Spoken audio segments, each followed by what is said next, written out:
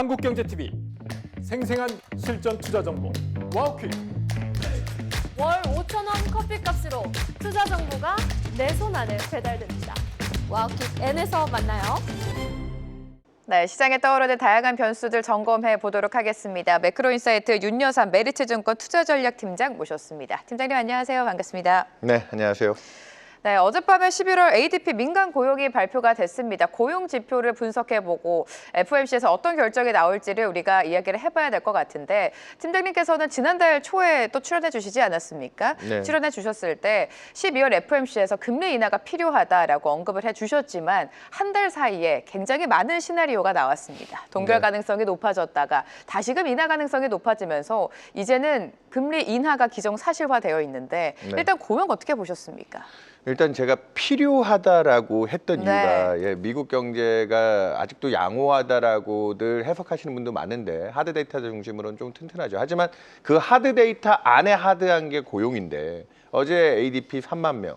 특히나 저는 지난 해고 데이터들 늘어날 때 이런 데서 중점적으로 봤던 포인트 중에 하나가 이게 구조적일 거냐 아닐 거냐. 그러니까 구조적이란 건 계속 지속성을 갖고 가느냐는 문제죠.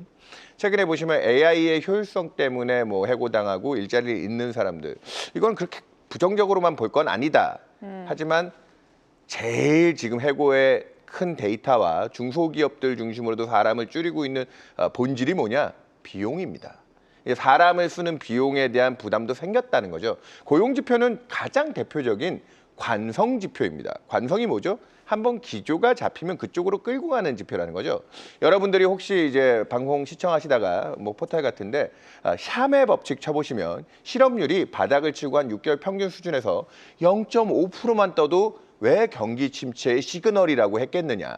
그런 기조를 놓고 보면 저는 여전히 미국 고용의 취약성들은 유지가 될 가능성이 높고요. 그 백그라운드 하에 연준의 도움이 필요하다. 중간에 관세발 물가 때문에 지역연은 총재들이 금리 인하가 불가합니다 하면서 10월 FOMC 의사록이 밝혀졌던 11월 한 셋째 주까지만 해도 미국의 인하 확률이 12월에 채 30% 수준으로 떨어졌다가 그러고 나서 또 주시장도 실망해서 주가가 나스닥이 한 7에서 8% 정도 하향을 받았죠. 이런 환경들이 다 버무려지면서 펀더멘탈도 지지해야 되고 금융시장도 받쳐줘야 되고 지금은 12월 금리 인하가 필요해졌다. 얘기 드리겠습니다. 네, 여러 가지 지표를 고려했을 때도 12월 FOMC에서는 금리 인하가 필요하다라고 계속해서 강조를 해주셨습니다. 고용 둔화가 이어지면서 소비가 위축되는 거 아니냐라는 우려가 있었습니다. 미국 시장으로 시각을 돌려보면 지금 추수감사절부터 블랙 프라이데이, 사이버 먼데이까지 쭉 이어지지 않았습니까? 네, 맞습니다. 통계적인 수치를 보니까 5일간의 쇼핑 시즌에 미국 소비자가 굉장히 많이 쇼핑에 나섰다고 합니다. 네. 집계를 시작한 이래 가장 많은 숫자라고 하는데 그렇다고 해서 미국 소비가 우리가 개선됐다라고 표현하기엔 좀 애매할 것 같아요. 어떻게 보십니까? 제가 방금 얘기했다시피 하드 데이터인 소매 판매나 이런 데이터들은 최근에 주간 단위 숫자만 해도 여전히 양호한 모습을 보여주고 있는데 그 가계 심리, 미시간대나 컨퍼런스 보드에서 나오고 있는 심리 지표를 놓고 보면 미시간대는 데이터 집계 이래로 60년대부터 나오거든요. 최저입니다. 기분은 지금 미국 가게는 굉장히 좋지 않은 상황인데 근데 어떻게 연말 소비 시즌에 이렇게 돈이 몰리죠? 그때가 제일 싸거든요. 그러니까 한마디로 지금 저가 수요, 저가 소비 쪽으로 지금 몰려서 이게 이제 미국의 소비 데이터가 좀 양호하게 나온다라고 보실 수도 있는데 또 반대편에서 집계되는 또 재미있는 데이터가 있습니다. 그거에 맞추기 위해서 아까 얘기드렸던 그거 대응하기 위해서 가판대나 매대에서 물건을 팔아야 되는 사람들 또 고용해야 될 거 아니에요, 소비 시즌에.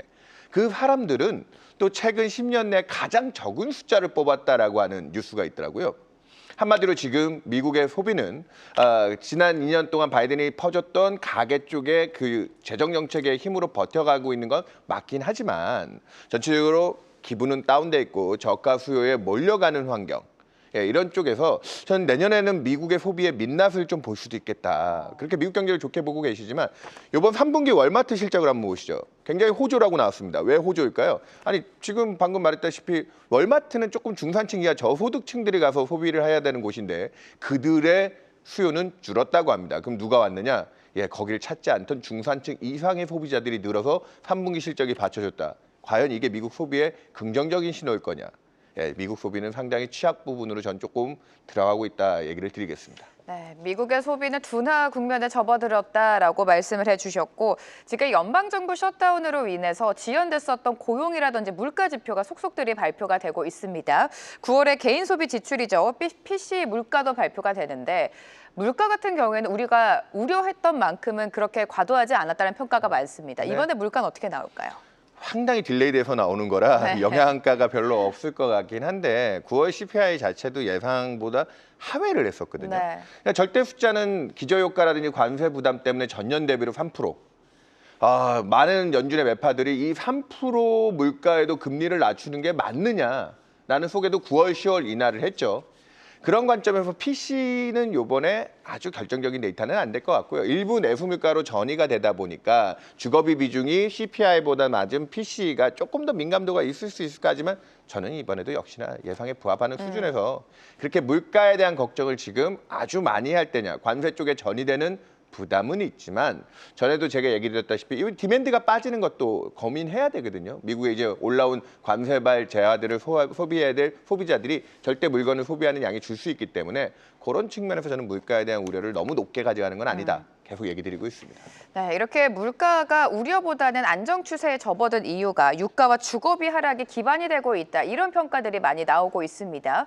주거비 하락되고 있다는 점은 반가운 소식일 수는 있지만 결국에 큰 그림으로 봤을 때 주택 시장이 부진했다는 거는 미국 경제에 그렇게 좋은 시그널은 아니지 않습니까? 제가 아마 네. 여기 출연해서 한번 그 미국 주택 경기에 대한 부분들을 말씀해 언급드렸던 주셨죠. 것 같은데요. 일단 3월부터 7월까지는 미국 주택 가격이 매월 하락했습니다. 그러면서 이제 실질 가격 기준으로 서브프라임 때보다 무려 10%나 더 비싼 지금 미국의 주택 가격이 너무 과도하게 비싸다라는 부담 때문에 조정을 받아왔는데 다행히도 최근까지 확인된 9월 달에는 하락 속도가 멈추면서 조금 소폭 플러스 반전했습니다. 왜 반전했을까요? 9월, 10월에 연준이 다시 인하 사이클을 동원해주면서 모기지 금리에 조금 안정을 이끌어줬고 그게 주택 거래라도 활성화시키면서 조금은 스무디링 해준 거죠. 제가 아까 12월에 연준이 금리를 낮춰줘야 할 겁니다. 필요합니다라고 얘기한 가장 큰 배경 중에 주가가 흔들린 금융 안정도 있지만 미국 부동산 시장의 전체적인 탄력, 이 주택 가격에 대한 거품 논란. 그러다 보니까 또 연준 이사 중에 리사 쿡 같은 분들은 미국 자산 시장의 전반적인 거품, 주식을 일타게 됐지만 주택 시장 역시나 그쪽에 대한 부담이 있습니다. 저희는 내년까지 미국 주택 경기가 건설 투자가 지금 전년 대비로 마이너스권, 경기 침체 전조로까지 얘기할 정도로 위축이 되어 있거든요. 이런 탄력들 빠지면 그러면 주택 경기가 안 좋기 때문에 다시 뭐 2008년에 서프라임과 같은 금융위기로 연결될 건 아닌가 걱정을 하시는 분도 있지만 그래서 연준이 지금 금리를 낮추는 데 이유 중에 하나로 이 주택 시장과 주거비도 주택 경기에 연동돼서 가는 부분이기 때문에 CPI 쪽에서 주거비가 40%나 차지하거든요. 이런 부분에 좀 안정화 경향들도 생길 거다. 연준의 역할이 많이 중요해졌습니다. 네, 12월에 가장 빅 이벤트죠. FOMC가 다음 주에 열립니다. 팀장님께서도 금리 인하가 필요한 시점이다라고 지적을 해주셨는데 여기서 중요한 건 투표권을 갖고 있는 연준들의 의견이 명확하게 엇갈리고 있다는 점입니다. 지금 동결과 인하 6대6으로 나가고 있는데 이렇게 의견이 좀 분열이 되면 시장에 좀 부담 요인으로 작용하지 않을까. 금리 인하가 된다고 하더라도요. 그렇게 나눠져 있는데 네. 이제 또 디테일을 좀 보시면 최근에 미국의 재무장관인 베센트 재무장관도 네. 재밌는 얘기를 했는데 지역 연준 총재들은 그 지역에 3년 이상 거주한 그쪽에 이해도가 높은 사람을 앉혀야 된다. 이게 무슨 얘기냐? 최근에 연준의 매파들이 대부분 지역 연준 쪽에 있는 분들의 의사가 많이 반영되고 있습니다. 오히려 연준 내 그 핵심인 연준 내 이사들이라든지 월러나 보험원 같은 분들 그리고 부의장도 겸하고 있죠. 뉴욕 연은 총재인 윌리엄스 같은 사람들이 조금 더 대세 쪽에 가까운 분들이 인하를 지지하고 있다. 그분들은 아무래도 뭐 이게 단순히 정치적인 이유만 가담해서 그런 것 같지는 않고요. 조금 더 본질적인 금융시장 안정과 경제에 대한 안전판들을 지역의 사정만 대변하는 지역 연은 총재보다는 연준 내 이사라든지 그다음에 전체적 유동성 관리라는 뉴욕 연은 총재가 이런 쪽에 의견을 싣고 있는 거 보면 저는 조금 더 같은 수지만 6대 6이라고 얘기하지만 어느 쪽에 조금 더 무게감이 네. 있느냐 그 부분을 보셔야 된다고 보고 있습니다. 12월 FOMC 금리 인하가 사실상 기정사실화되고 있습니다. 여기서 중요한 건 연준 의원들의 의견이 어떻게 갈릴지 또 파월 의장의 발언에 시장은 주목을 할 텐데요. 지금 연준 의장 자리를 두고 헤셋 지명 가능성이 높아졌습니다. 이 부분은 팀장님 어떻게 보셨어요? 그러니까 이것 때문에 어저께 네. 보니까 미국의 금융계에서 캐비넷이 재앙이 될 수 있다. 왜냐하면 미국의 통화정책 신뢰성을 훼손할 수 있기 때문에 금리만 무조건 낮춘다고 모든 게 좋아질 거냐. 좋아지는 건 아니죠. 아니, 네. 뭐 일시적으로 주식시장이나 뭐 채권시장도 도움이 될 수 있지만 그렇게 또 발생하는 인플레이션은 누가 책임지겠습니까? 그리고 캐비넷이 연준의 경력이 있다고 하는데 젊었을 때 이코노미스트 1년 정도, 그러니까 연준에 대한 경험이 없어서 트럼프 대통령이 파월 자기가 임명해놓고도 최근까지 자기 의견을 잘 반영해주지 않는다 해서 가장 연준 경력이 적은 그 NEC 의장인 케빈 해싯을 앉힌다는 건데 이건 또 역발상적으로 생각하면 연준의 경력이 가장 부족한 연준 의장이 그 단합력이나 끌고 갈 수 있는 그 영향력이 얼마나 셀 것이냐. 연준의 보팅은 12명이 하거든요. 그러니까 아까 지역 연은 총재들을 제가 조금은 폄하하듯이 얘기했지만 저는 캐비넷 시시 지명되고 나면 최근에 금리 인하를 지지하고 있는 연준 내 이사 중에 월러나 보우먼 같은 사람들은 또 캐비넷에 대한 견제에 대한 생각들도 할 수가 있겠다. 그러면 저는 내년까지 미국은 분명히 중립금리 수준인 3% 초반대까지 기준금리를 낮춰가는 경로는 유효하다고 봅니다. 하지만 캐비넷이 트럼프의 의지를 받아서 거수기 역할로 2%대까지 기준금리를 무리하게 끌고 갈 수 있을 정도의 영향력이나 결단력이 있을 것이냐. 그 12명의 보팅에서 마찰들이 꽤 있을 수 있다. 그 수장 하나 바뀌었다고 시스템이 그대로 다 바뀌기는 어렵다. 요거를 뭐 혹자들은 주식시장의 유동성 관계에서 되게 긍정적으로 보시려는 분도 있지만 결코 시장에 공짜 점심은 없습니다. 그렇게 무리하게 되면 네. 대가를 치르게 되는 거죠. 네, 트럼프가 연준을 너무나 장악하고 싶어 합니다. 친트럼프인 헤셋이 의장이 된다면 연준의 통화 정책, 그러니까 금리 인하가 가파르게 진행되지 않을까 이런 우려가 있는데요. 말씀대로 금리 인하가 무조건적으로 좋은 건 아니지 않습니까? 네. 채권 시장 일각에서는 미국 국채 투매를 부를 것이다 이런 이야기도 나오는데 어떻게 보십니까? 저도 상당 부분 동의해요. 왜냐하면 무리하게 끌고 가면 단기 채권이야 가격에 대한 부담이 좀 없기 때문에 기준금리 그대로 추정해서 갈 수는 있는데 장기 채권은 그렇게 풀린 유동성이 주가에 아까 긍정적일 수 있다는 얘기 드렸죠. 그럼 경기도 좀 지지할 거고 그러면은 인플레이션 얘기 나올 거고. 네. 투매까지는 모르겠지만 채권 시장의 악재가 될 수 있습니다. 그렇기 때문에 무리한 정책, 지금 미국이 고금리에 따르는 부작용들이 아까 주택 시장에도 나왔고 올해 뭐 사모 대출이죠. 프라이빗 크레딧 시장에서도 자동차 서브프라임 금융업체들의 파산. 이 고금리에 대한 부담들이 누적되고 있는 거기 때문에 캐비넷이 여기서 시장 기대를 너무 과도하게 앞서가는 완화 정책은 오히려 언발의 오줌 누기가 될 수도 있다. 그런 식에서 조금은 신중론으로 접근하는, 일단은 지금 시장의 기대는 좀 많이 도비시할 거라는 생각을 하고 있지만 아까도 얘기드렸다시피 수장 하나가 바뀐다고 시스템이 그렇게 쉽게 그렇죠. 전환되지는 네. 않을 거다 보고 있습니다. 네, 주식시장으로 넘어가 보도록 하죠. 11월 미국장을 생각을 해보면 변동이 컸었던 이유가 단기자금 경색, 이 불안 요인으로 손꼽혔습니다. 지금은 연방정부 셧다운도 종료가 됐고 QT도 종료가 되면서 자금 경색이 완화될 것이다. 이런 기대감이 살아있는데 팀장님께서는 어떻게 보고 계십니까? 유동성이 다시 풀릴 거라고 예상하십니까? 그러니까 그동안 사실 너무 과다한 유동성, 지금도 아까 뭐 미국의 실질주택 가격도 네. 얘기했고 주가는 뭐 말할 것도 없죠. 그러다 보니까 자산시장 전반적으로 이 유동성의 힘으로 올해 올라온 힘이 많이 강한데, 갔죠. 그래서 QT도 했던 거고요. 근데 최근에 단기 자금이 타이트해지고 일부 은행들이 지준이 줄어들면서 그 유동성 수요에 따르는 탄력성이 떨어졌다. 그런 지표가 있어요. 리퀴디티, 엘라스틱 그 인덱스라는 그런 지표들이 있는데 그런 것들이 많이 위축이 되면서 최근에 조금 노이즈가 있었는데 요 며칠이 안 되긴 했지만 그 지표가 고공행진을 하면서 뭐 단기 소파라고 하죠. FOFR하고 기준금리하고 스프레드 차이가 벌어지면 단기 쪽에서 돈 조달하기가 너무 힘든 것 같은데 그런 쪽이 같이 연동해서 조금 안정화되고 있습니다. 이제 QT 끝났으니까 사실 조금 더 지켜봐야 되고요. 뭐 혹자들은 아까 뭐 미국의 금리 인하 기대를 과도하게 가져가는 것도 무리인데 QE를 해야 된다. 지금 단기 자금들이 이렇게 타이트하니까 연준이 직접적으로 유동성을 공급해주는 방식의 국채 매수를 거론하고 있는데 그건 또 지금 시점에서 너무 과도합니다. 자산 가격, 연준이 자산을 늘리면 자산 가격의 직접적인 효과는 크지만 그 부작용을 또 걱정해야 되기 때문에 지금은 QE보다는 저는 보완적 자본 규정이라는 그 제도가 있습니다. SALR이라는 이니셜로 쓰는데요. 은행들이 갖고 있는 국채에 대한 위험 개수값을 제거해줘서 국채들을 살 때는 무리 없이 국채를 투자할 수 있게 해주는 유동성 공급의 장치가 있습니다.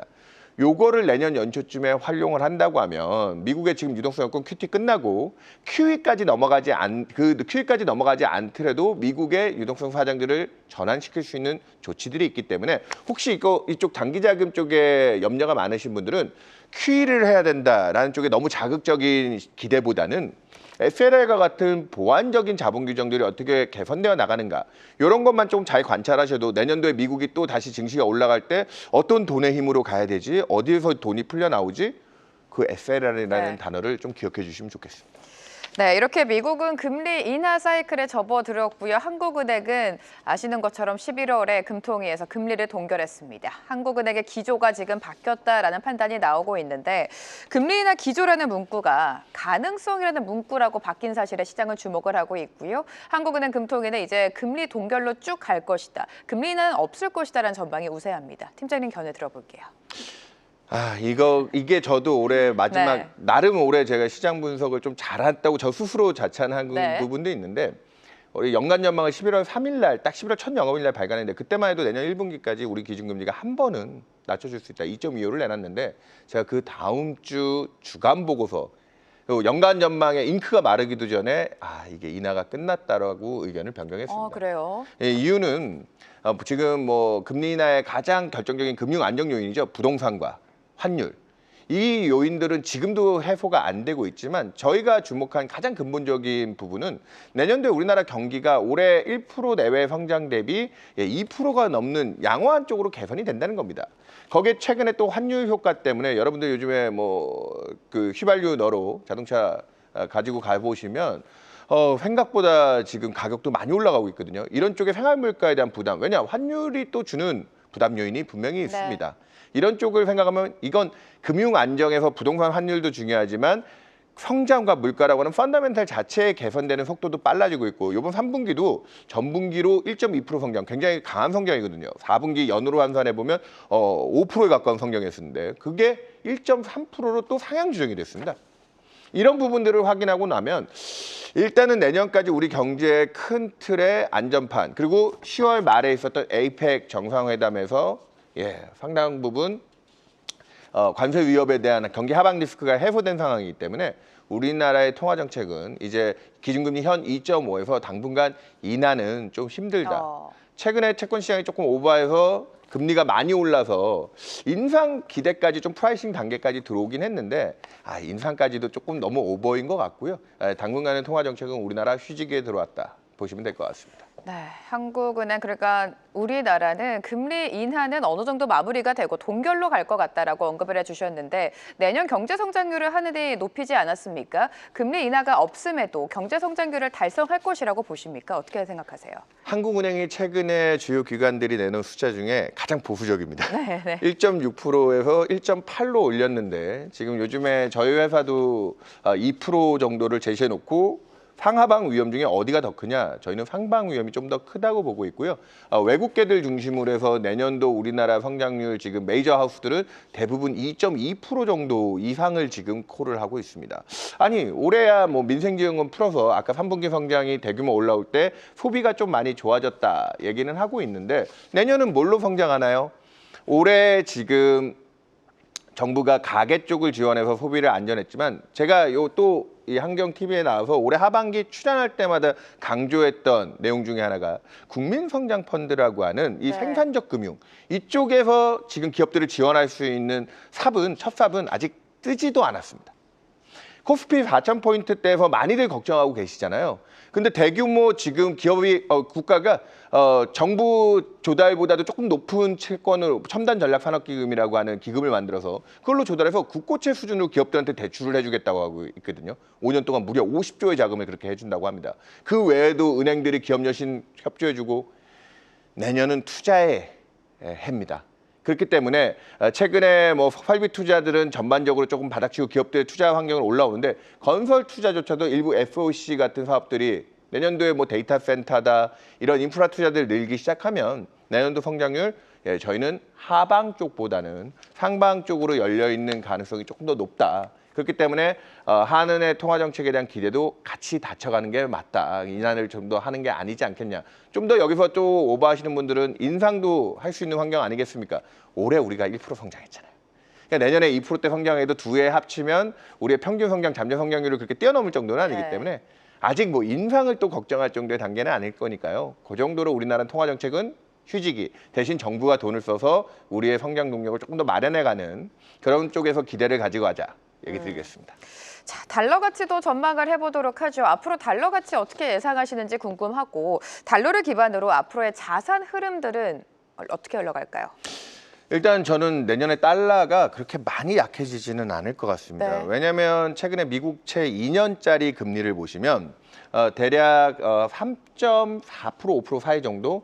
이게 무슨 의미냐? 내년까지 저희가 예측하고 있는 미국의 기준금리 3% 초반대 3.25까지 상당 기준 낮춰질 거라는 기대를 단기자금 시장이 다 반영했어요. 올해 하반기에 그래서 4% 근처에 있던 미국의 2년 금리가 떨어지는 그 구간에 우리나라 원달러 환율도 1,350원을 한번 본 겁니다. 캐비넷이 지명되면 미국의 통화정책 완화에 대한 기대가 조금 더 강화되면서 달러가 조금 약해질 수 있지만 내년도까지 미국 경제가 골디락스 수준에서 침체에 빠지지 않는다라는 전조면 대략 시장 컨센이 1% 후반대 정도로 미국이 성장한다. 그러면 그 기준으로만 놓고 봐도 달러가 그렇게 많이 약해지지 않을 거고요. 최근에 좀 논란이 있긴 하지만 우리 자체 원화 약세 요인이죠. 뭐 우리 이 방송을 시청하시는 분들도 서학개미가 워낙 해외 투자를 많이 해서 문제다. 그쪽에 조금 부담이 여전히 유효하긴 합니다. 하지만 최근에 제가 채권 쪽을 메인으로 분석하다 보니까 외국인들이 지난 10월 달부터 이번 11월 달까지 2달 동안 우리나라 채권을 무려 18조 원을 매수했습니다. 주식시장에서 10조 가까이 팔고 나간다면서 굉장히 두려워했지만 대규모 채권 투자 자금들이 유입되고 있고요. 그중에 상당 부분 내년 4월에 있는 WGBI라고 하는 윅비라고 하죠. 여기 글로벌 본드 채권 인덱스에 편입되는 이슈로 들어오는 자금들도 있으니 이 자금들은 환해지를 하지 않고 들어오는 외환시장이 좀 방어망이 될 수가 있겠다. 그러면 지금 1,470원까지 올라온 원화는 역사적으로 놓고 봤을 때 저평가 구간은 분명히 맞습니다. 그리고 미국이 달러가 내년에 연으로 크게 약해지지 않기 때문에 뉴 노말이죠.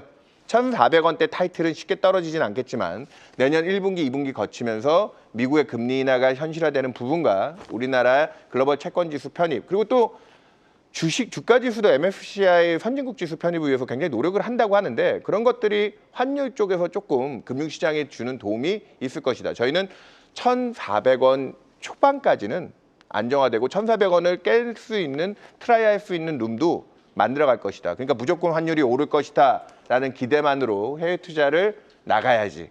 그것도 조금 위험하다라고 저는 얘기 드리고 싶습니다. 네, 달러 가치 전망까지 해주셨고요. 통화 정책하면 지금 BOJ도 시장의 가장 큰 관심으로 떠오르고 있습니다.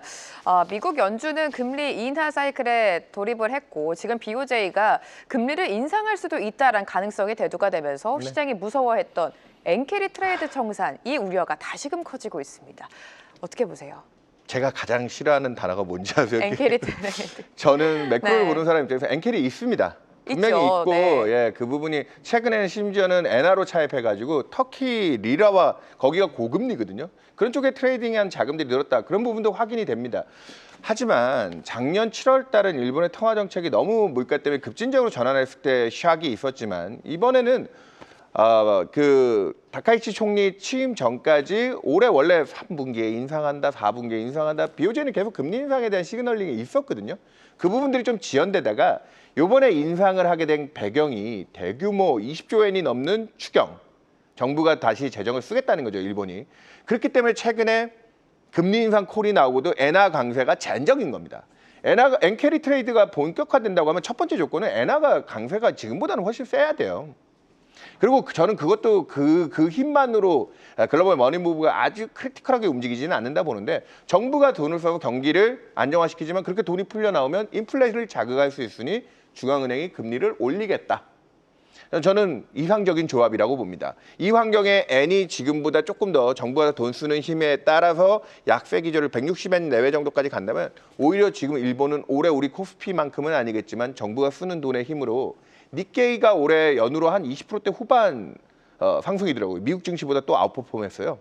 그런 쪽에서 투자 기회도 있을 수 있겠다. 요즘에 우리 다 미국 주식만 보고 계시지만 제가 오늘 여기 오기 전에 글로벌 증시들 상승률 쫙 봤더니 재밌게도 스페인 같은 나라도 올해 지수가 40%, 네. 캐나다도 30% 이런 상승률들 보면 투자의 기회는 다방면으로 여러분들 한번 살펴보시면 일본 BOJ 금리 인상이 재앙이 될 거다. 아니요. 저는 그 금리 인상의 이유를 조금 더 고민해 보시고 투자의 기회들을 찾아보시면 좋을 것 같습니다.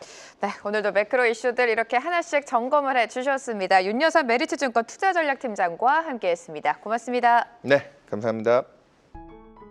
계속해서 다양한 경제 이슈를 알고 싶다면 구독과 좋아요, 알림 설정 부탁드립니다. AI 캐스터 권미정이었습니다.